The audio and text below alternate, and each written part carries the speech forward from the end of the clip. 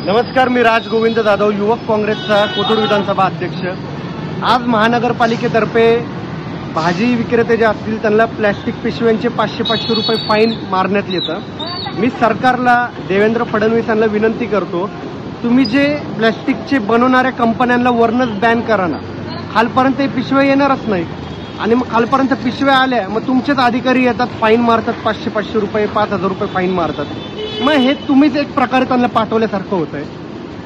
वरनच जर तुम्ही प्लॅस्टिकच्या पिशव्या बॅन केल्यात, 50 मायक्रॉन किंवा त्याला काहीतरी पर्यायी मार्गाने काढलं, आज मला सांगा, भाजीवाल्यांनी 10 रुपयाचे लिंबू दिले आणि त्याला जर 4 रुपयाची पिशवी जात असेल तर त्या भाजीवाल्यांनी कसं सस्टेन करायचं, कसं त्यामागचा नफा कमवायचा।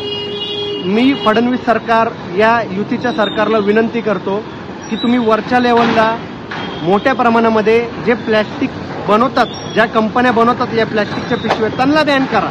त्यांना बॅन केलं तर खालपर्यंत हे येणार नाही आणि मग तुमचे अधिकारी यांच्याकडनं फाईन मारण्यासाठी येणारच नाही। मी 1 महिन्याचा या सरकारला अल्टिमेटम देतो, नाहीतर मी सगळे जे छोटे व्यापारी आहेत, भाजी विक्रेते आहेत, त्यांना घेऊन फडणवीस साहेब तुमच्या समोर भाजी टाकील आणि प्लॅस्टिकच्या पिशव्या पण टाकील। हे मी तुम्हाला चॅलेंज देतो। 1 महिन्याचा टाइम आहे तुम्हाला, तुम्ही वरनं या पिशव्या बॅन करा। वरनं बॅन झाल्याशिवाय खाली यायचं बंद होणार नाहीत। वरच्या ज्या कंपन्या आहेत ते तुम्ही बंद करा, म्हणजे खाली पिशव्या येणार नाहीत। धन्यवाद।